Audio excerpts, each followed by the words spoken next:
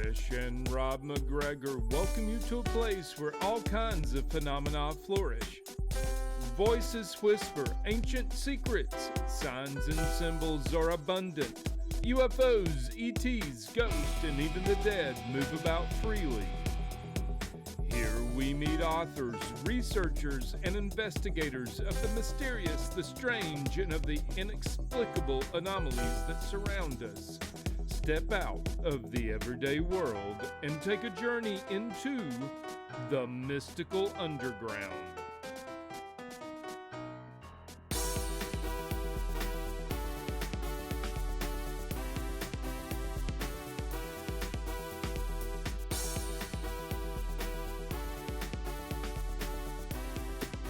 Okay, and if you're ready, we'll start in 3, 2, 1.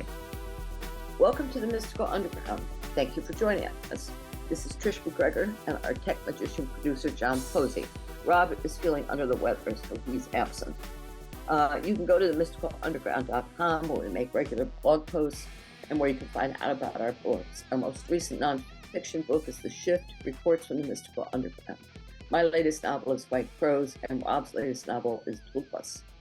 Candice M. Sanderson, our guest today, lives in Naples, Florida, across the state from us. Her life changed in a 10-minute period of time in August 2013 when she began to receive information from messengers from otherworldly sources. When her training as a psychologist failed to explain these events, she reluctantly followed the breadcrumbs down a path which resulted in extraordinary adventures into the unknown. The reluctant messenger and reluctant messenger returns chronicle her expedition across the vast expanse of universal consciousness that led to new truths about life that she thought she had known so well. And she's also written several shorter books, including Stampede and Close Encounters. Welcome. It's so good to see you again, Candice. Oh, well, thank you. It's so good to be back. It's funny when you do an interview with someone, even though it's over Zoom or something, but knowing that you're just right across the state from me makes me feel even closer to you. So this is I know, great. doesn't it? Yeah, it does. It does. It's good to be back. Now, how long have you lived in Naples? I have lived here since the early 90s. It was like, I think, 1992. So I've been here long enough where it is definitely my home now. Is it changing the way the East Coast is with an influx of Yes. more people? Yeah, absolutely. Absolutely. But as that happens, I just bring my world a little bit closer. I just stay closer at home. I pretend it doesn't wiser. happen. Okay, here's before you began having these astonishing experiences, which began in 2013, I think you'd already ventured to the Monroe Institute in Virginia, where they explore OBEs, right? So do you think that what happened to you there triggered the events that followed with your otherworldly stuff? I don't really think that's what happened. Trish is like, I know that's what happened. It was absolutely, it was definite. It was absolutely the Monroe Institute. Now, a little bit of background, I was a psychologist, which meant I had a very pragmatic life. I believed only what my physical senses measured. I was interested in these kinds of things, these psychic phenomena, out-of-body experiences, but I had no skills at all. But I was curious. But I had this tipping point when I was at one of the programs with Monroe. And there is that direct line that you can, connect all the dots to. When this happened to me, then that happened to me. And it was all Monroe. It was actually a lifeline. Which program was it? Okay, I was just going to say it was a lifeline program. Are you familiar with that? Yeah, I'm familiar with their programs. I haven't been to any, but I know Nancy McMonigle. So. Oh, excellent, excellent. Well, the Lifeline program is where you go and you do these soul rescues or you do retrievals. Now, back then, I didn't really think that was a thing. Are you serious? You're actually going to retrieve real people who have died and you help them to the other side? It's like, no, that's nonsense. I thought that maybe what you were doing is retrieving aspects of yourself. And I thought I could understand that. But, you know, I didn't care. But the reason I didn't care, Trish, is because I didn't go to Lifeline for that program. It was a prerequisite for another program. So I really didn't care. Okay. But, you know, that's what's so interesting about this. That actually worked in my favor. So I'm attending a program that I don't care about. I'm attending a program where there's no like performance anxiety. I don't care if I retrieve anyone. I don't even know if it's true. So going in with that set of whatever happens, happens, actually worked in my favor. You were open. I was open. I was open Uh-huh. and not tied to the outcome whatsoever. But I remember our first session. What we're trying to do is they told you to try to get newcomers, people who have recently passed, because they're easier to reach. And I thought, yeah, right. And, you know, I'm listening and, you know, there's all of the meditations are over these beautiful, you know, headphones, and they're very well guided. And I'm thinking, well, I got nothing, you know, nothing's happening. And it didn't surprise me. I mean, I was interested in this. Other people had skills I didn't, but it's like, okay. Then something really weird happened. All of a sudden, I decided to reach outside of where I was, and we use something that's called a check unit. It looks like a sleeping berth on a train. I reached outside and fumbled for my phone. I brought my phone in, turned it on, and found my recording app, and I hit record. Like, I don't know why I did that. And out of the blue, I started talking. I said a man's name, first and last name, Robert. I won't say his last name, but his last name is 3 syllables. It's not an odd name, but I don't know anyone by that name.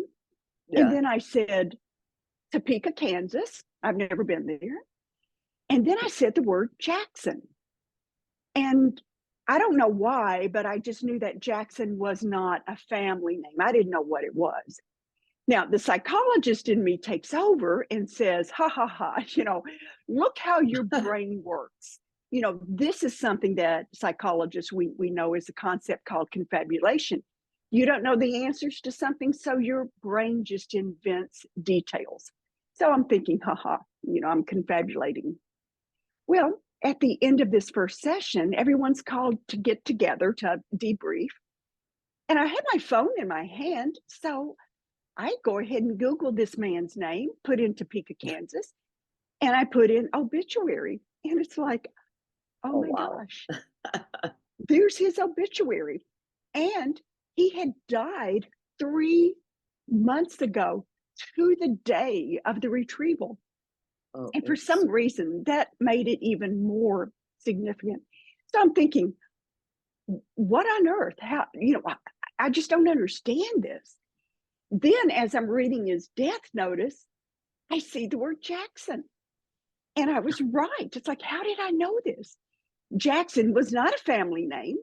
It was the county where he lived and also where he worked.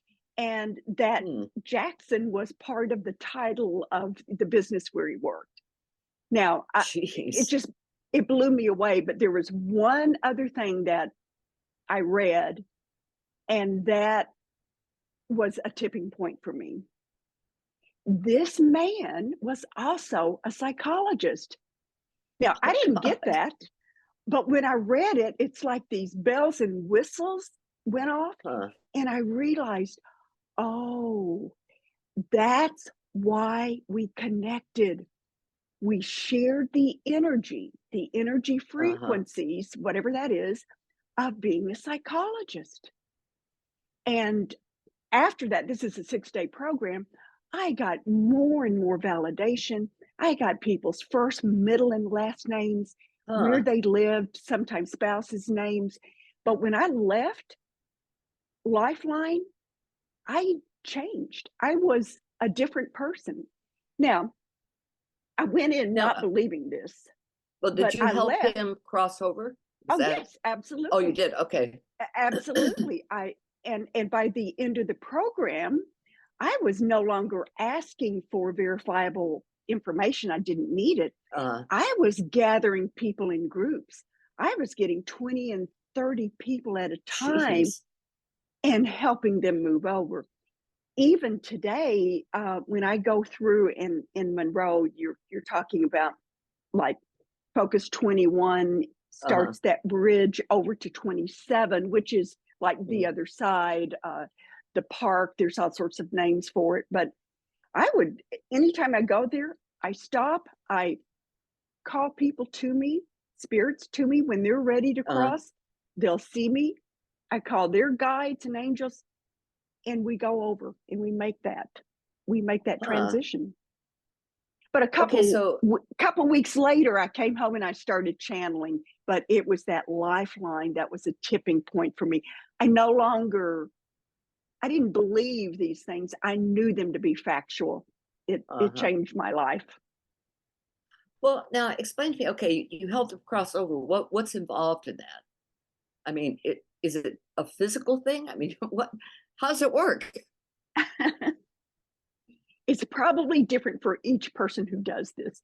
But for me, once I would connect with someone, I just did what seemed natural. Well, first of all, let me back up. When you go to the program, they will say, ask if you can help.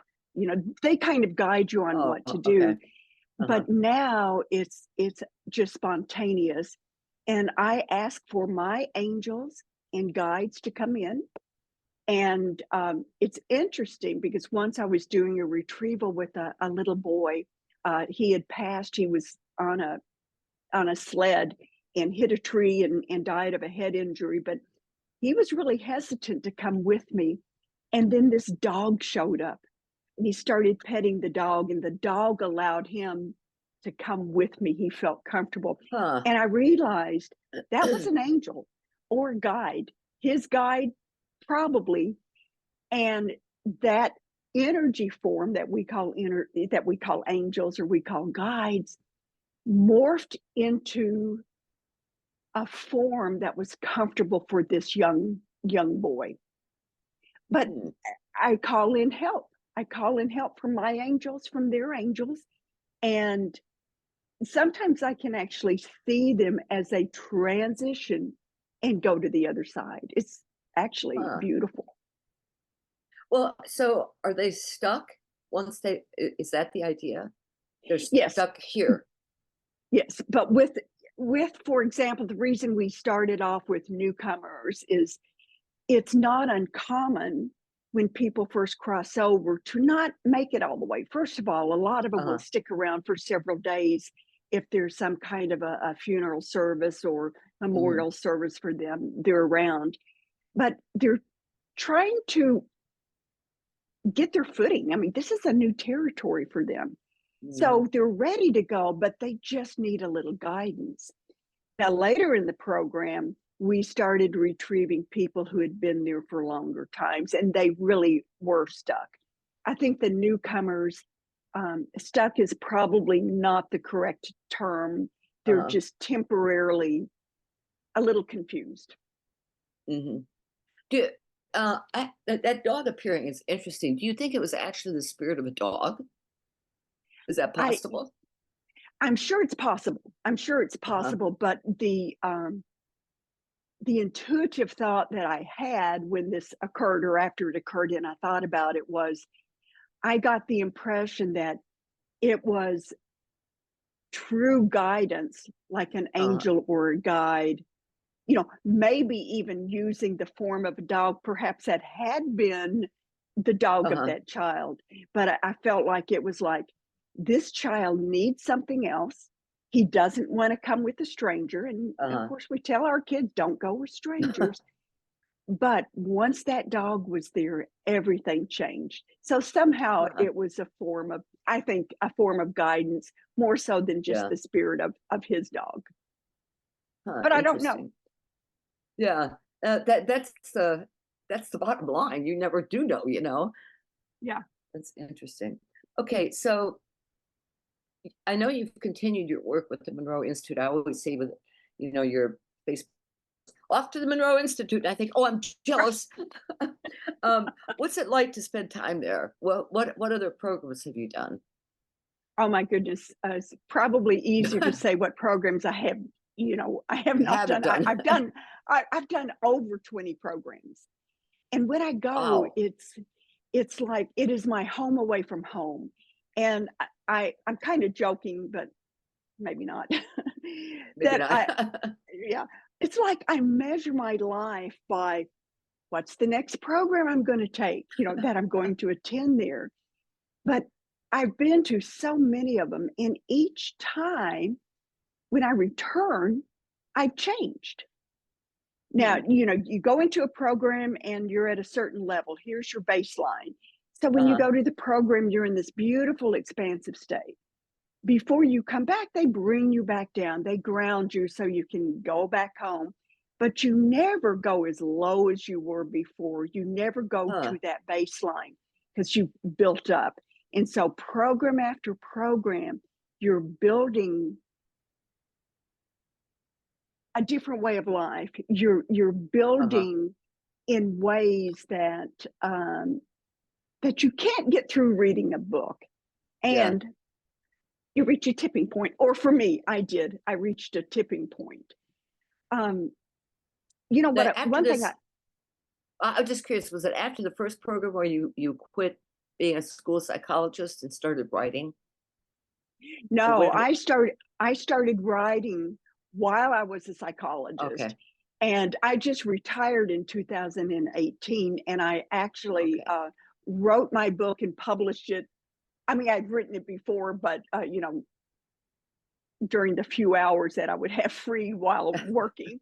But like 2 weeks after I retired, I published that first book. So those experiences were ongoing. In fact, what I would do is initially when I started channeling, I was driving to work. I had like a 10-minute. Yeah, I remember that. And it's like all of a sudden my world, just opened.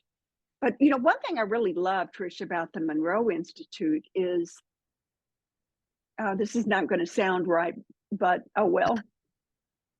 It's the lazy person's way to meditate. They use, you put on headphones, and Bob Monroe started off and he developed HemiSync. And HemiSync, that's what he patented. It's like layers and layers of binaural beats. And he found that these binaural beats, with a little bit tweaking here and tweaking there, would put people in these expanded states of consciousness.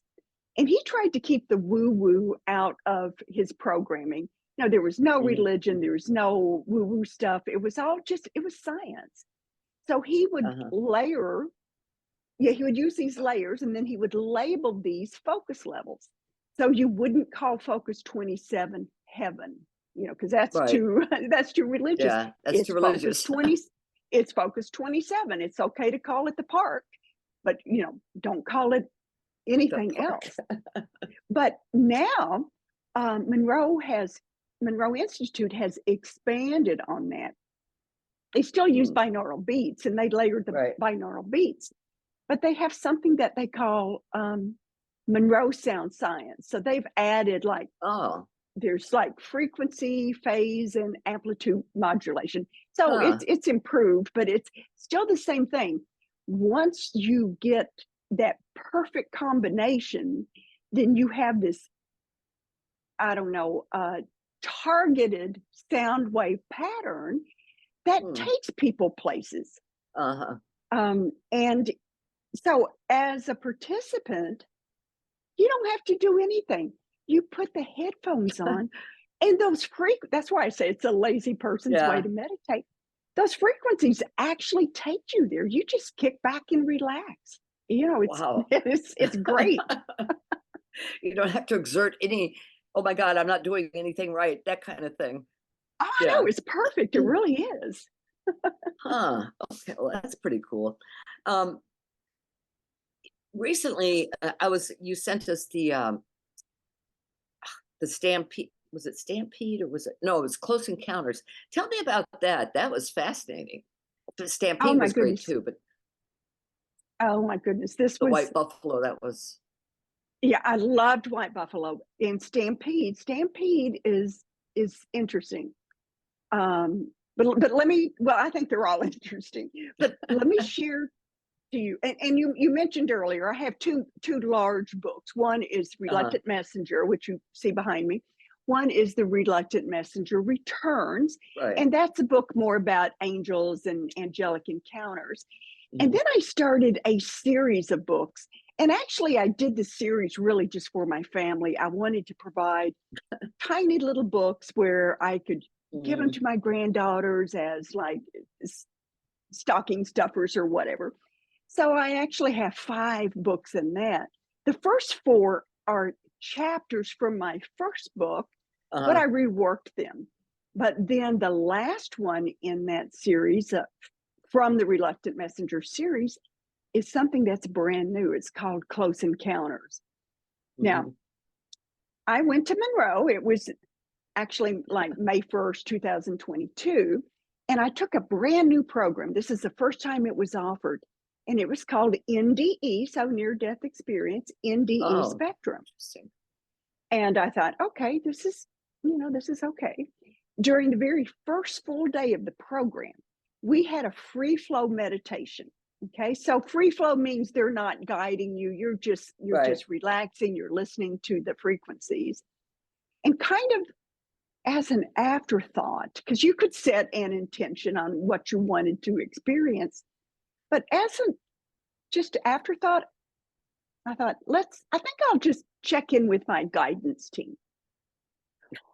Well, immediately I started downloading messages. That's not unusual. That's what happens to me. And then the messages change. It started off like really, really poetic. And when it's poetic, I know it's from the muses within. They speak in poetry and prose. The message was like, energy is like like the wind on, an eagle soaring on the wind. Just gorgeous stuff. And then all of a sudden it like stopped, and this robotic message came in. And it's like, whoa, this is a new messenger. What is this? And it was like, all sensors are open and ready for more data or something like that. And I'm thinking, what is this? But I ended up having a close encounter.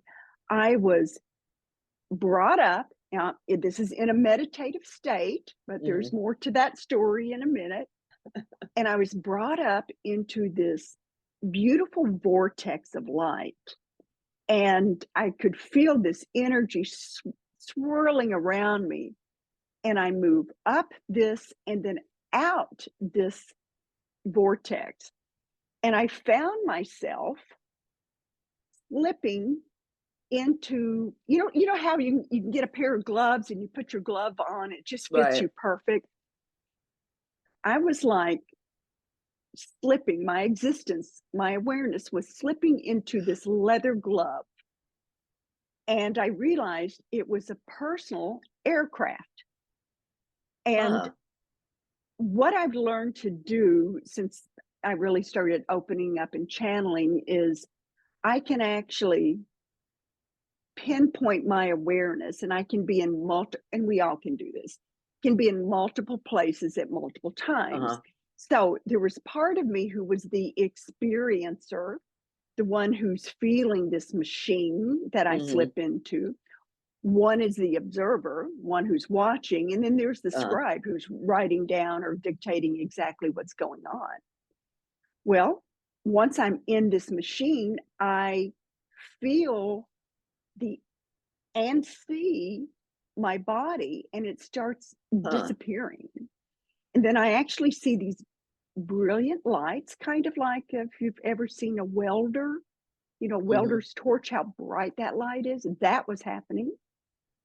And if you've ever fried an electrical circuit, like plug in the wrong device with, I've done that before. Yeah. There's this distinctive smell of like ozone. Mhm. So all of that happened, and I actually became this flying machine. Wow. I go up in this vortex of light, and then all of a sudden I look around and I'm surrounded by 4 beings. There's 2 on each side of me. And I start looking at them. It's like they have grayish, they were aliens, grayish green skin. They had long bony fingers, no fingernails on the tips of their, nails on the tips of their fingers. No mouth that I could see. The sides of their head had these little slits that looked like gills. And of course, those almond-shaped eyes with no pupils. And they started communicating with me telepathically. And they told me that I could refer to them as the Galactic 8. And Trish, I'm thinking, okay, 1, 2, 3, 4. I only see 4. Where are the other ones? So exactly. So while I'm thinking this, they immediately say, there's 2 at your head and 2 at your feet. It's like, ooh. Oh, wow. And then they asked if they could examine me. Now, this is strange for me, and I've had a lot of strange experiences, but I felt okay with this. I mean, I don't know why. They actually told me they were there to protect me and maintain a close energy connection where everything would be safe. And so I said yes. And then I saw this green dot that was floating in my check unit. Now, Trish, I'm actually seeing this with my physical eyes. I'm opening my eyes in my dark check units like I see it.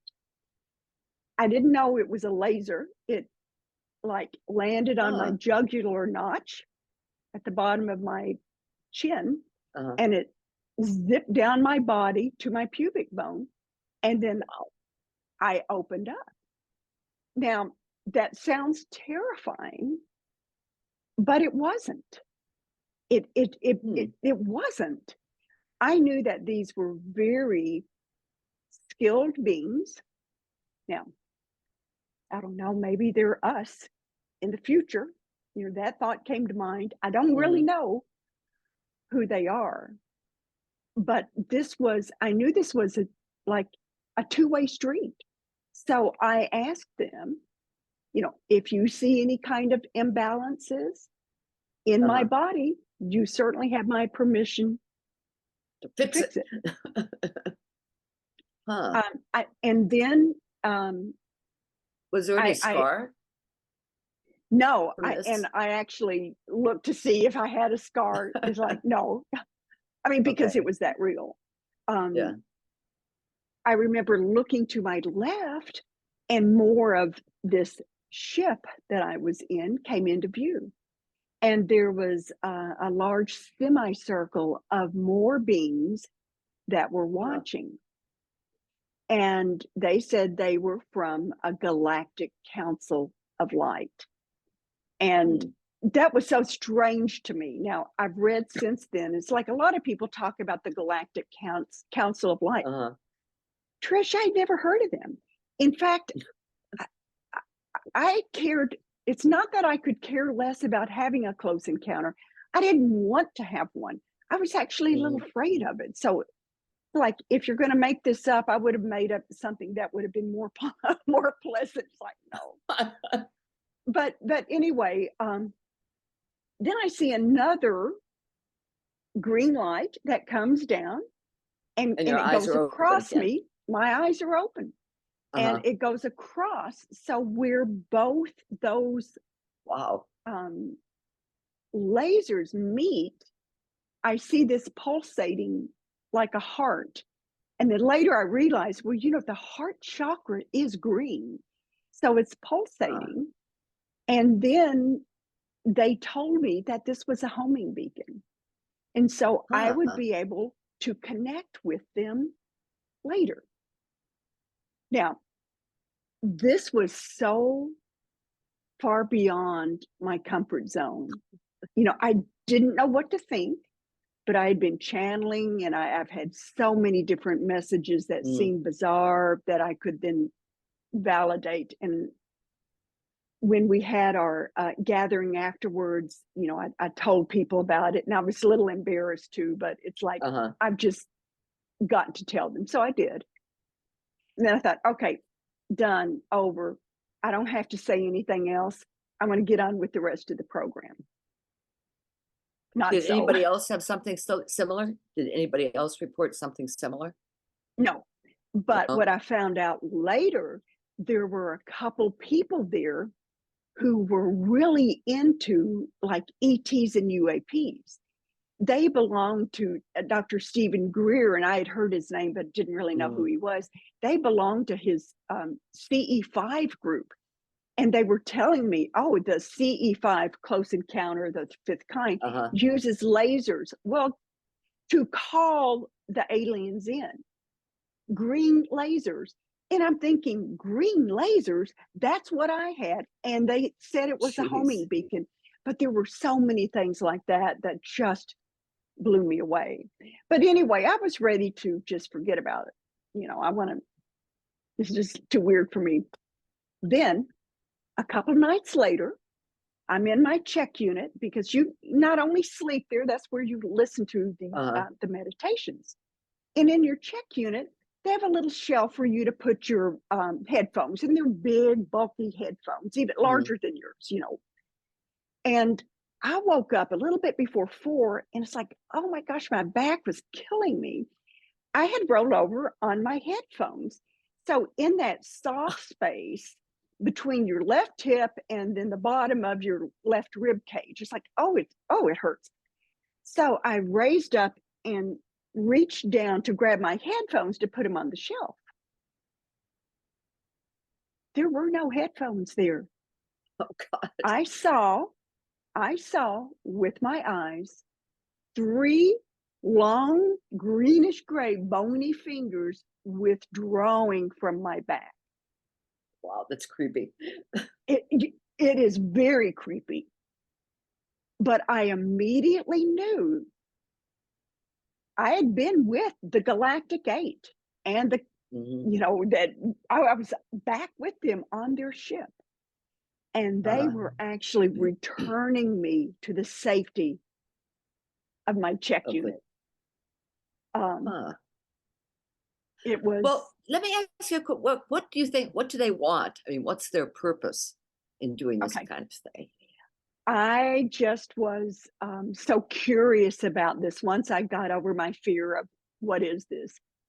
Once I got home, I had a dream with them, and I do a lot of dream work, and I can be lucid in my dreams real frequently. But in this dream, the Galactic 8 came to me. There were like 2 or 3 of them.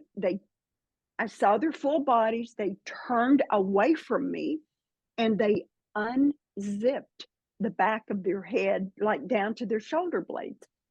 And as their skin like dropped away, I saw this like conglomeration of just skeletal structures. And then I realized, oh my gosh, they all looked exactly alike. Their almond-shaped eyes had no pupils. And then I realized, oh, that's why.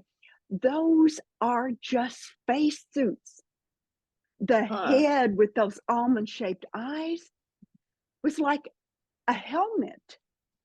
That spacesuit allowed them to operate in that space where I was, where I had raised my vibrations to be there, and they lowered theirs to be there. And so I asked questions, and they actually told me that they are part of my guidance team. Now, my first book, I have a chapter that's called Cosmic Contacts. Right. I talk about, star beings, people, not people, but spirits or whatever, from Alpha Centauri, from Chiron. We talked about Chiron before, about the Pleiades. But I never saw those beings. I didn't see them as aliens. I didn't see anything. So it's like, I asked them and they said, you weren't ready to see us. You're ready for that now. And so they gave me an opportunity to experience something that I was fearful of. And I'm okay with it. I understand it. And guidance takes many forms, just like the dog that we talked about earlier. What's so strange about a star being who looks like that typical alien? They're part of my guidance team, and I've accepted that. So the suit covers their skeletal system. Yes, right? Whatever they actually look like. For me, it just looked like bones all just piled together. But that suit is what, just like a spacesuit for, our astronauts, allow them to be in that atmosphere of the moon, for example. Those spacesuits allowed them to be in that shared space where I was, where they had taken me. Now, have you seen them at home? No. When you're not? No. No. Well, no. What? Other than in the dream state. In the dreams, I did. Yeah. But I mean, you haven't felt fingers on your back or anything. No, thank goodness. Thank goodness. Now, I did wake up with a dream once, and in the dream, and I keep a dream journal. I'd have to look it up for the details, but they were telling me I needed to get in touch with a woman, and they gave me her name. She owns a metaphysical shop here in Naples, but she actually runs it. She's moved to another state, Tennessee, actually. So she lives in Tennessee. She visits now and then here in Naples. But they told me I needed to get in touch with her and that I could connect her to them. It's like, this is crazy. But I know her. I have her phone number. So I thought, you know what? Who cares? So I texted her and I said, you may think this is strange, but, and then I told her. And she told me that she was at Mount Shasta, which I had no idea, at the time. And that Mount Shasta is one of those places where a lot of people go, apparently, to connect with the aliens. And she said, I'm leaving in like 15 or 20 minutes to go up the mountain to meet with the aliens. And so I thought, how interesting. Now, later, she never got back to me to say, oh, we saw the mothership and they took us aboard. I don't know what happened. But sometimes, like me and them returning me to the bed, you may have an experience that you're not ready to see yet. So it might be months later before you can understand it or even acknowledge it. I mean, I don't know. Well, I'm curious about this because some years ago, a writer friend and I went to a healing workshop with Eric Pearl, I think it was. And he had just developed this hand thing he was a chiropractor, developed that he was inadvertently healing people. So it was in Alabama, I remember. There were a lot of people there. So he said, team up with somebody that you don't know and let's do these hand movements. So I teamed up with a woman next to me. She started doing the hand movements, and all of a sudden, the top of my head blew off, and this beam of light shot through, freaked me out, shot through the ceiling, and at the top, I saw 3 aliens peering down. And I said, well, hey, guys, this is interesting. And it was like they were just, they were curious about what was going on. So I thought that was pretty cool. Then a few years later, during one of the hurricanes, I was laying in bed. Megan was asleep. Rob was asleep. All the animals were asleep. I was laying there listening to the wind and thinking, what am I going to do if something blows off here? And I finally fell asleep. But as I was falling asleep, I saw them again. And it was through the same column of light. And they peered down. And it was like a comforting thing. And they said, now you can go to sleep. I woke up 4 hours later and the hurricane was gone. But I haven't seen them since. So I want them to come back. What do I do? You bring up so many really good points where, first of all, they are there. You Yeah. see them as comforting. I was afraid of them, but as I had my experience, I did feel comfortable. And later learning they were part of my guidance team, is like, okay. So now I can look back at, okay, they took me to their ship and I was asleep and I didn't remember it. And it's like, I'm okay with that.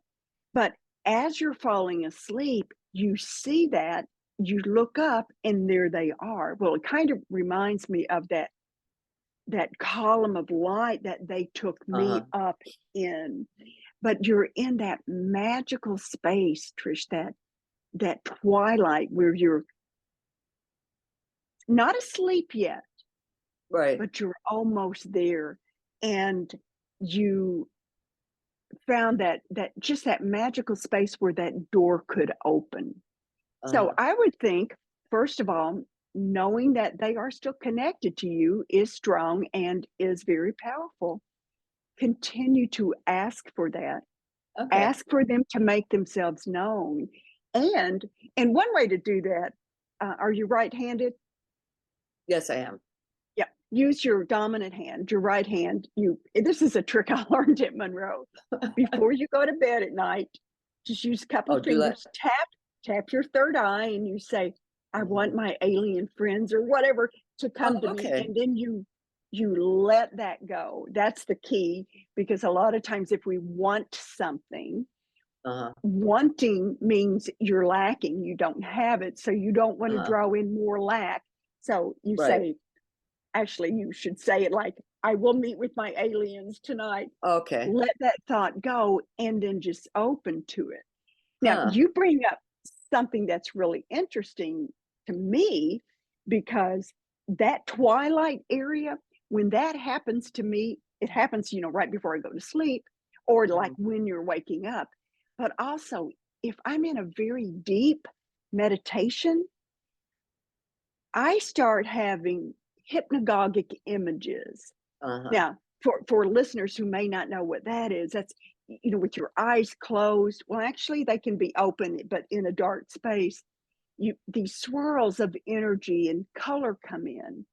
When I had my close encounter, there were transitions that I went through. And each time I went through a transition, things became much clearer. I started understanding the communication, telepathic communication, no longer just a word here or there, but I was understanding total concepts. And then my vision cleared where I could see more of the ship, and I saw the the Galactic Council of Light. But every time I had that transition, these hypnagogic images came. And they were so, yes. And then I would transition. That happened 2 or 3 times. Now, this is something that when you're ready to, put this video out, I'm going to send you and John, wonderful John here, I'm going to send you a couple pictures. When I was at Monroe at, with my close encounter, I love taking orb photography, and I've sent you pictures of orbs before. They're really cool, but I would go out in the middle of the night, not the middle of the night, but it would be dark, and I would just snap pictures. I'm not looking at anything. I'm just snapping pictures. Well, a couple of days later, I uploaded those pictures to my laptop, and I saw this beautiful, and by far the most interesting picture I've ever taken in my life, but this beautiful swirl of lilac and purple mist. It's floating above the ground. And when you zoom in at the bottom, you can actually see a footprint. You can see its shadow. It's like, how can a purple mist create a shadow?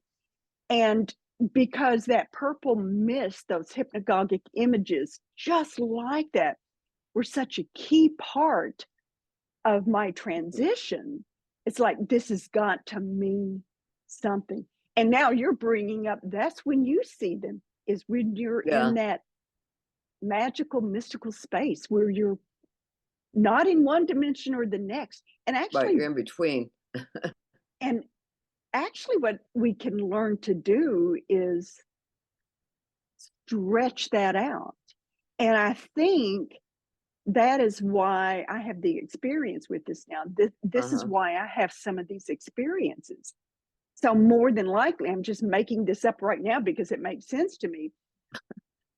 As that hypnagogic image came, I stretched it and then moved more of my awareness into it, which then allowed for a larger view.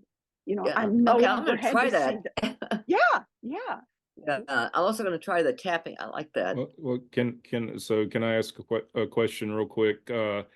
So I've certainly been seeing some links, some news stories over the last month or two about some. Seems like there's a new round of experimentation going on with psychedelics. Are psychedelics just a shortcut to get into that state of mind, to get the brain chemistry in the right state to have some of these experiences, in your opinion?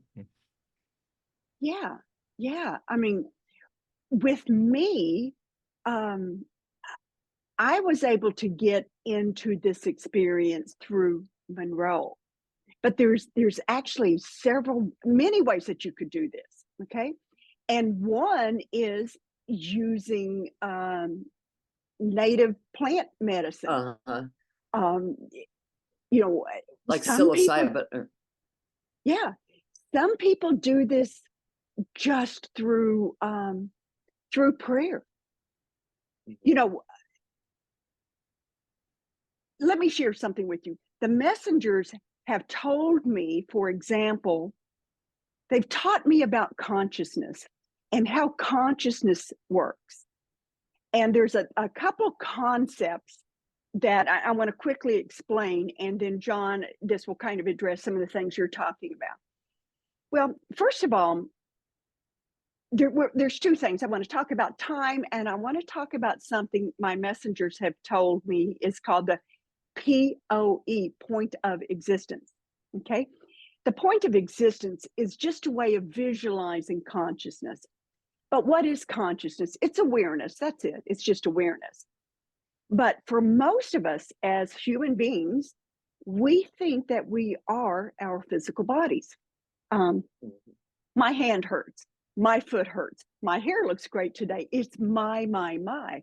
Well, the reason we think we are our physical bodies is because our POE, point of consciousness, is like a teeny tiny dot. It's like a particle that's deeply embedded within us. So we think that we are our physical bodies. Okay, now let's look at time. I always thought that time was you go from event A to event B, and you look at your POE, your point of existence, and you travel along that, you know, from A to B. It's linear, it's one direction, it's logical, it's straight like an arrow, it's sequential, and time marches forward only. Well, the messengers, because some of them come in and just give me all these beautiful lessons, and they give them in such a way it's so easy to understand. The messengers say, no, time's not like that. It's like a sine wave. So it is a curvy, wavy sine wave. So now let's look at our point of existence, that little dot. And now we're traveling around. And so from event A to event B, it's just gotten a little bit more complicated. So time's not so straightforward. It's a little fluid. Now, John, this is where we introduce expanded awareness. How do you get into expanded awareness?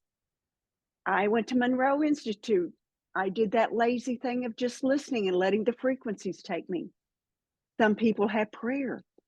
A lot of people, and I don't know if more people are doing this or they're just talking about it, but they're using sacred ceremonies.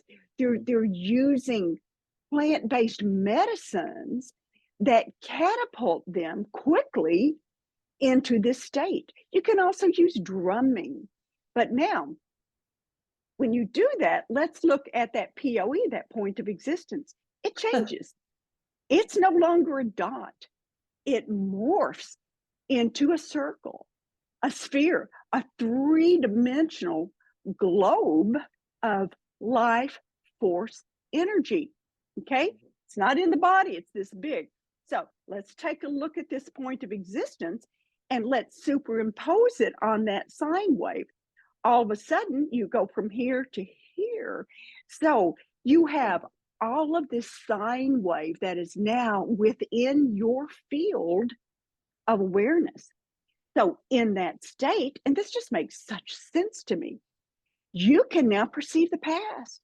And Trish, we're not talking about 2 weeks ago. It could be 2 lifetimes ago.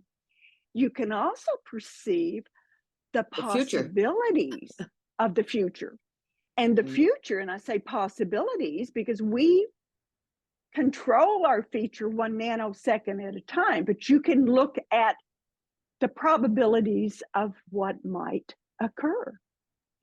So well, that would explain precognition, wouldn't it? Absolutely. Yeah. Absolutely. And it all comes from an altered state. It's just how you achieve that and how you sync up with that, right? So yes. I think, yes. Yeah, sounds like. Yeah, that's exactly right. Now, what I like doing, this is just the way I learned, was through Monroe, and it was slow and it was steady. But every time you experience this state, and I mean, I don't know about doing mushrooms every day, I don't know how that part would work, but like I can use the Monroe app and listen to these meditations all the time. But every time you're in that state of expansion, you come back, just like I did from the programs at Monroe, changed. You start, there's an entrainment that occurs where you start seeing yourself as that field of energy.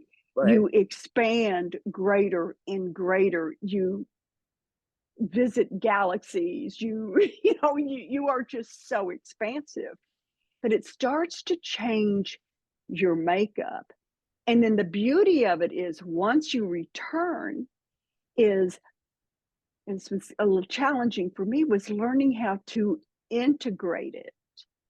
So it's great to have these wonderful experiences, but if I come back to my 3D life and I still go to work and I complain and fuss and all that, it's like, I'm not learning a lot. But once you start to integrate, your vision of the world and of you changes.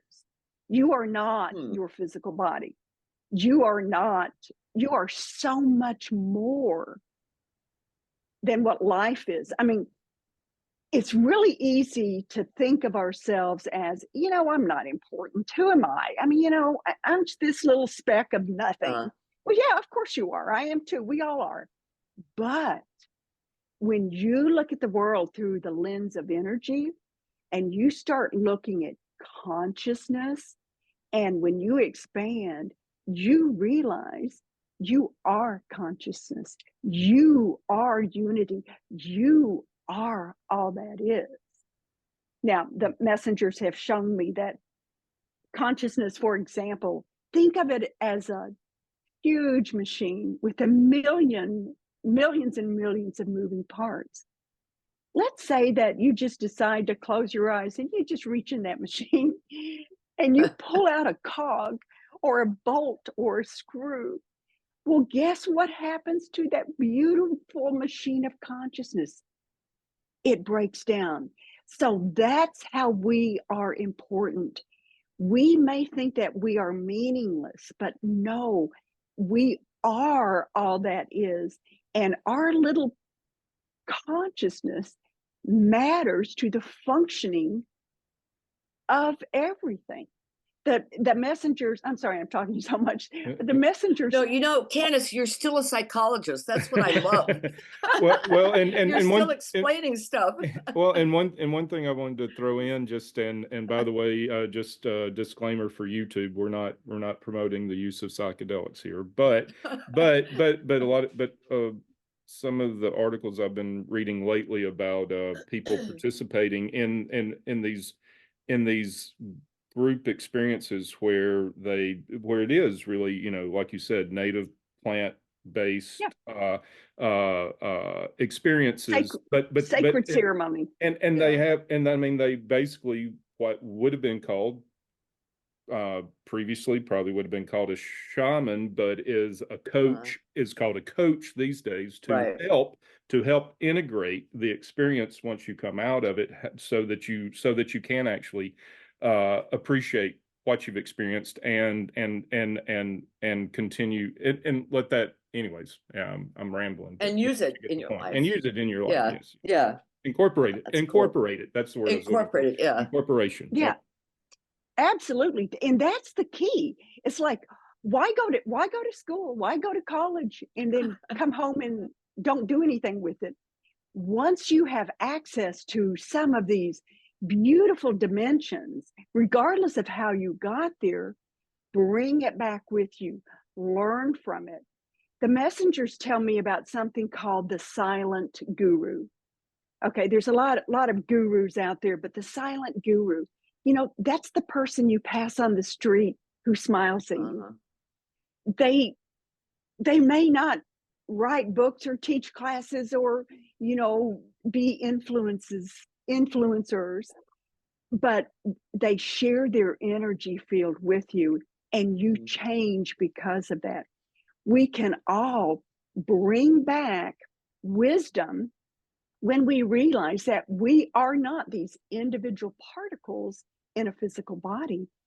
We are all that is, and what we do can change everyone. I mean, we look at the future, what's it going to bring? It comes back to one by one, what actions do we choose? And, you know, it's just, I don't know. I love talking Candice, you need to write some more books. Right? This is great. Okay, I have one more question because I see we're kind of running out of time here. But what's the messenger's message about the future, just collectively for humanity? Okay, actually, for several years, but I didn't really get it at the time. They were talking about a shift. Okay, a shift with Gaia, which is the spirit of Mother Earth. In fact, they gave me messages about Gaia, told me how to spell it.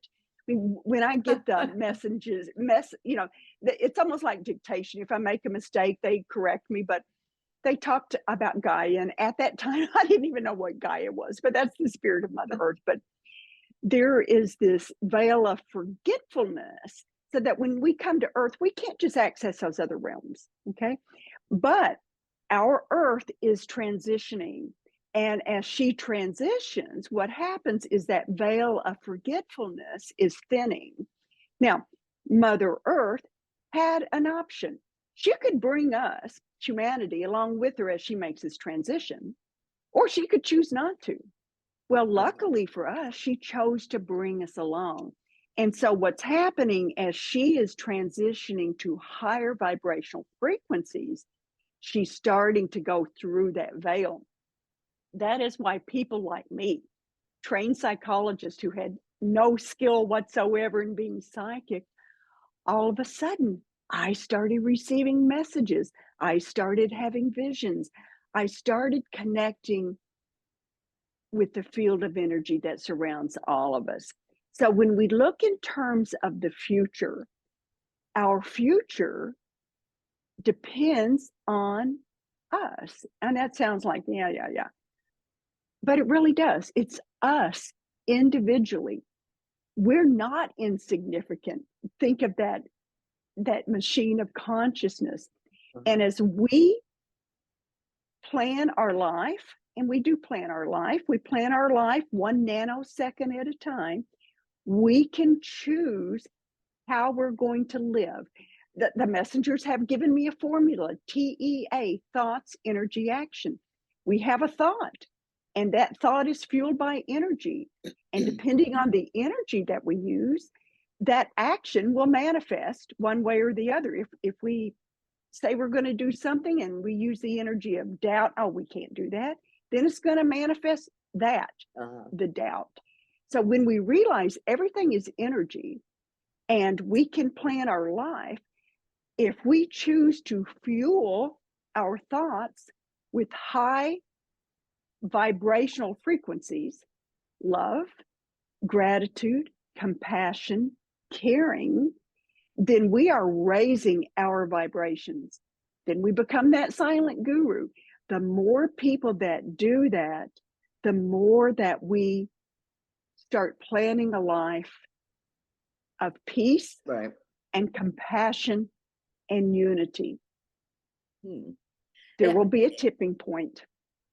And I kind of feel like maybe that's why paradigm busters are appearing. People who could do things that we don't ordinarily, at least in the past, saw. You know, people who are using their energy in different ways. Yeah, good point. Yeah. Okay, this is so cool. Well, you know, this reminds me, I know we didn't get a chance to talk about Stampede. Maybe we'll do that another time. But Yeah. I remember this native story. I think it was Cherokee. It was a grandfather talking to his grandson. He said, every person has two wolves. One is like angry and hostile and growls all the time. And the other one is loving and compassionate and caring.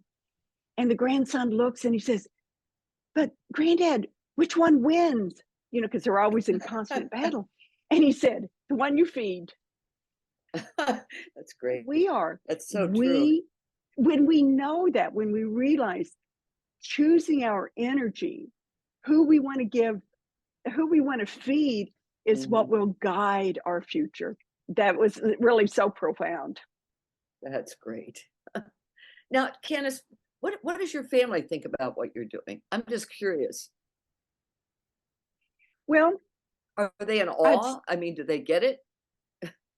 Okay, my daughter, for example, you know, she's an administrator in a school setting, and she also is she used to do some coaching, and she's actually an athletic director.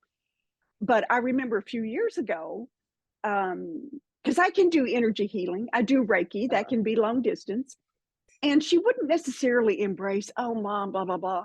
But then if she had like a student who had an injury, she would say, oh, Mom, can you do a little long distance Reiki on this person? So when it was really convenient, she would ask for my assistance. Now, my grandkids, they are 7 and 11 now. And, you know, that book Stampede talks about Shalane, the youngest one, actually, when my daughter was pregnant with her. But when they come over and spend the night, I have taught them things that I'm pretty sure their other grandmother doesn't teach them. They come over, we shut down the hurricane shutters, it's completely dark, and we get out light bulbs. I have these little fluorescent light bulbs, like for a garage, and we light them with our hands. I teach them to use energy. I teach them to protect themselves in a bubble of light. I teach them some of the skills that I'd learned through my connections with the messengers. And I know that they are growing up very differently than I did at that age. I bet they love coming to your house. Well, I can say it's quite different than probably any other kid in their class. I think that's great. Okay, tell people where they can get in touch with you and your website, all that good stuff.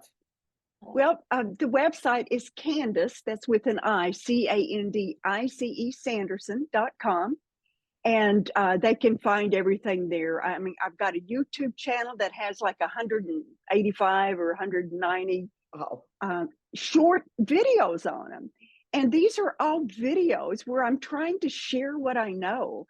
I mean, Trish, I've had people ask me, you know, to come and teach a class or to do things. It's like, I don't want to do that. I don't want to charge people for what I know. I want them to be able to access my knowledge. And so that's why I do my YouTube channel. But they can find, you know, just through my website, they can find that. Okay. And then on, on Amazon, they can just look up my name or The Reluctant Messenger, and they'll see those And things. the books are great for all you people who are readers. They're terrific. They take you into other worlds for sure. We'll link Candice, to, thank you, we'll, John. When's this coming up? we'll we'll link to the website and on the podcast stream and the YouTube post, and we hope to have this out later today. So Okay. yeah. So we'll send it to you, Candice.